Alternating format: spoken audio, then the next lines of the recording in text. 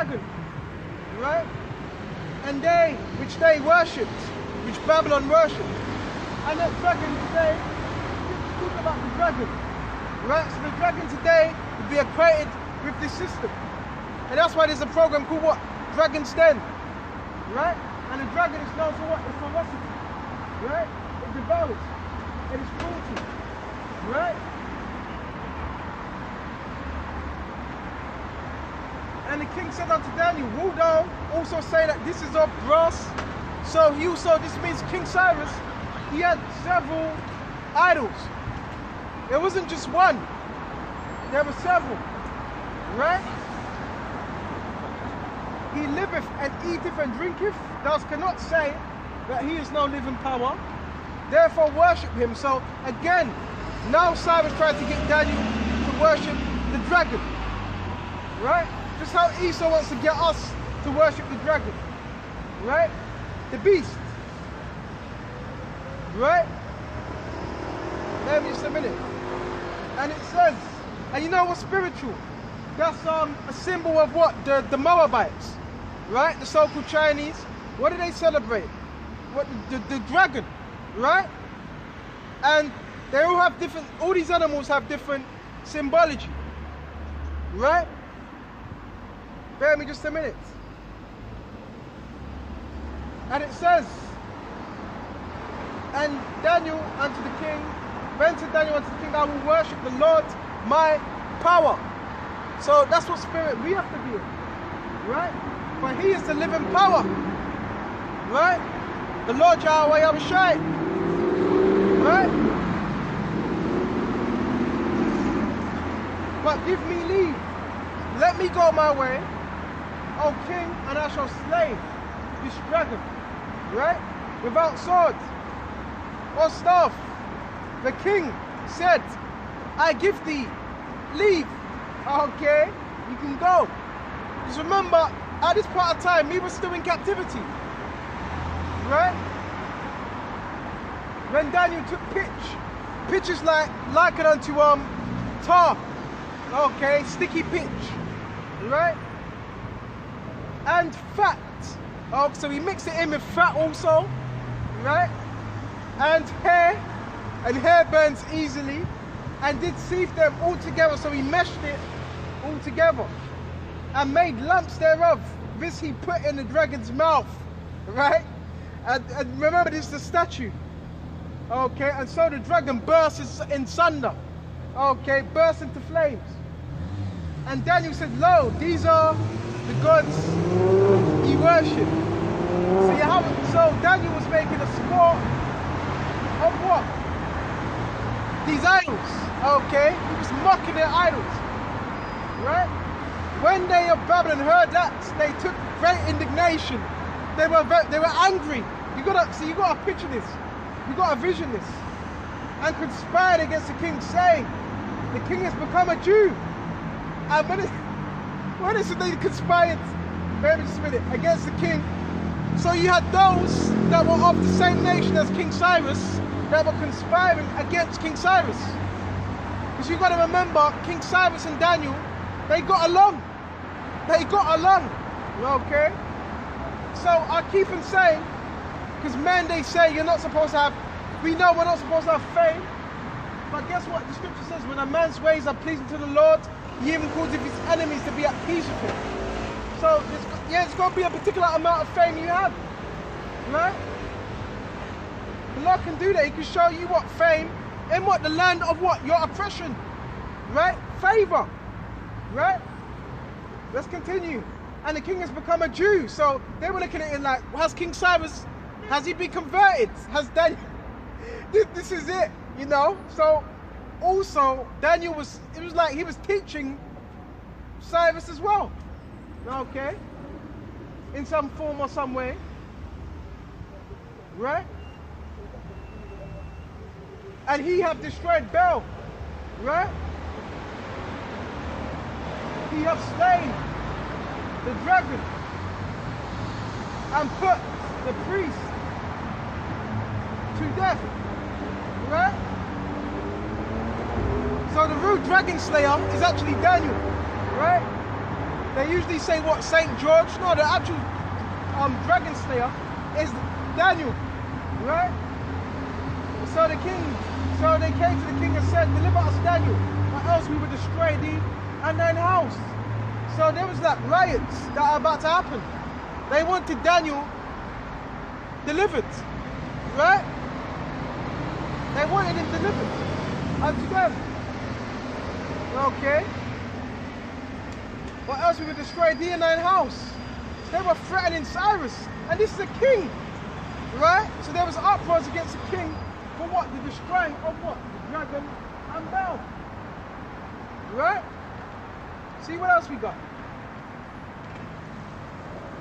And it says, now when the king saw that they pressed him sore, being constrained, he delivered Daniel unto them. So that's what they done.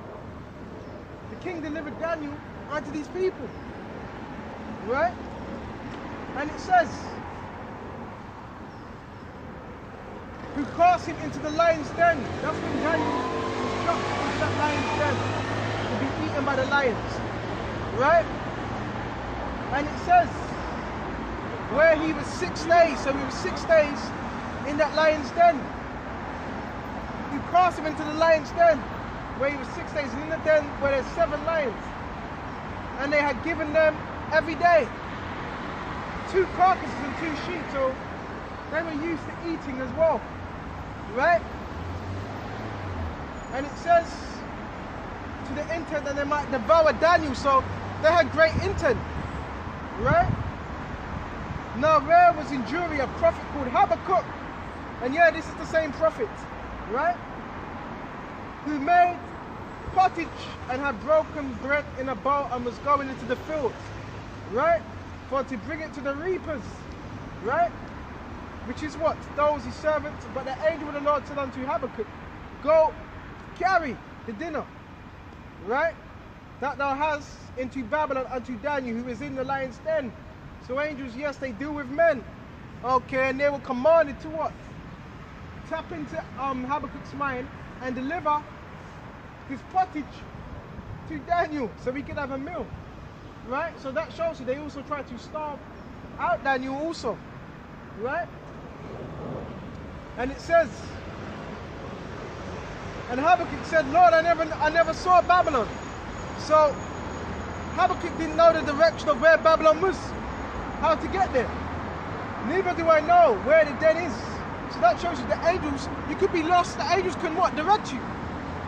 When the angel of the Lord took him by the crown, which is his head, his scalp, and bare him by his hair of his head. So he obviously had a lot of hair, probably had an afro, right? And through the vehemency of his spirit, set him in Babylon over the den. So the angel picked Habakkuk by the hair, grabbed him by the hair. That must have been painful. That must have hurt. Wait just a minute. And it says, and Habakkuk cried, saying, oh Daniel, take thy dinner, which the Most High have sent thee. And you notice how it says he cried as well. Wait just a minute. And Daniel said, thou hast remembered me, O power. Right? Neither hast thou forsaken them that seek thee, that love thee. So even in the midst of all that, Yahushua was still with Daniel. Right? And Daniel arose and did eat. And the angel of the Lord set Habakkuk in his own place. Again, immediately. Okay? So Habakkuk, after he fed Daniel, he was set back in his place. Right? To do what he was going, oh, it's beautiful. Right? You actually got, but see, you actually vision these scriptures, it brings you more closer to Yahushua. Right? And it says, upon the 7th day the king went to bewail Daniel. Right? Because he didn't want to hand him over, but it was precious. And when he came to the den, he looked in and behold, Daniel was sitting, just sitting down, you know, probably pondering upon Yahushua, probably singing psalms, praying, right? And it says, cried the king with a loud voice, saying, great art thou, oh Lord, power of Daniel. So even King Cyrus, he was praising up our power, right?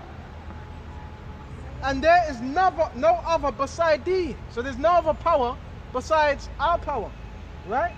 And he drew him out and cast those that were in the cause of his destruction into the den, right? And they were devoured.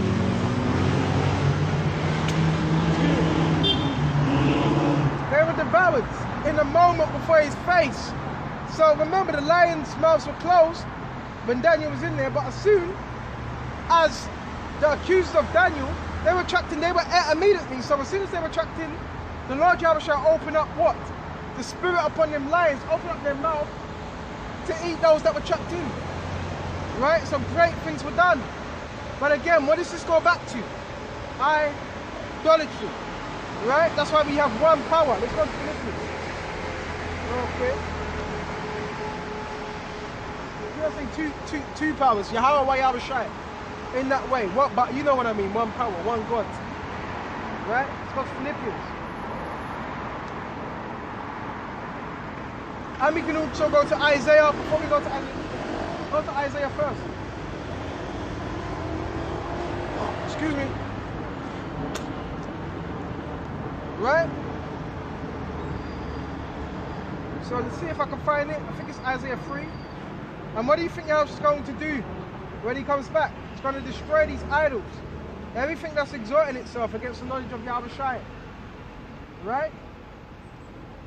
So let's go to Isaiah and see what we can find. Isaiah 2. Right? Isaiah 2. And let's go straight to 6. And it says, God hath forsaken thy people, the house of Jacob, because they were replenished from the east. Okay. By what? The Philistines, the Canaanites. Will not remember, they were doing the odious works of the other nations. Right? And our soothsayers, right? Like the Philistines. Because the Philistines, that was their practice. Soothsaying. Right? Like the Philistines. And they please themselves in the children of strangers. Which ties back to what? Idolatry. Right? Where land is full of silver and gold. Now this is speaking about the land of America, which you call Babylon. And it's so spiritual that America's called Babylon, because Babylon was a melting pot of what? Different customs and philosophies. So America is that melting pot also of different customs and different philosophies. Right? And their land is also full of silver and gold. Neither is there any end of their treasures. Because America, remember, is abundant in treasures. Right? Very abundant. Right? And it says, their land is full of horses. Neither is there any end of their chariots. Right? Their land is also full of idols. So America, the land of America, is full up of idols. Right? Everywhere you go. In New York, once upon a time, you heard about that bull there. That bull that was outside New York City. Right? You got what? The Statue of Liberty. Another idol which goes back to what? Woman worship, Mithra. You know, I'm not going to mention their names because their names ain't worthy to be mentioned. But it's all idolatry. All of it. Right? They got their phallic symbols. Right? And it says, and the work of their hands, which their own fingers have made. Right? And it says, and the mean man boweth down. You see? And the great man humbleth himself. Therefore, forgive them not. Humble himself means what? Bow down to these statues. Right? And it says, verse 10, enter into the rock and hide thee in the dust. So this is what the elites are going to be doing. Right? Hiding. right? In the dust, these underground bases, right? Which there is underground bases, there's underground tunnels, right? And it says, for the fear of the Lord, so yes, they're going to be in great fear of what Yahushua. There's underground bases, there's underground tunnels, right? Like Isa has, there's underground cities, right? That these elites have, because they know their time of judgment is near. Okay? And it says, for the glory of His Majesty, so they're going to be trying to hide from the glory of Yahushua and the angels as well. Right? This is real. Why do you think Esau's got his space program and so forth? And it says, bear with me just a minute. And it says, for the lofty looks of man shall be humbled, the proud looks, okay, and the haughtiness of men shall be bowed down, and the Lord alone shall be exalted in that day. So yes, Yahushua, He's the one that's going to be exalted, right? For the day of the Lord of hosts shall be upon everyone that is proud and lofty, right? And upon everyone that is lifted up, and he shall be brought low, right? Everyone that's lifted up shall be brought low.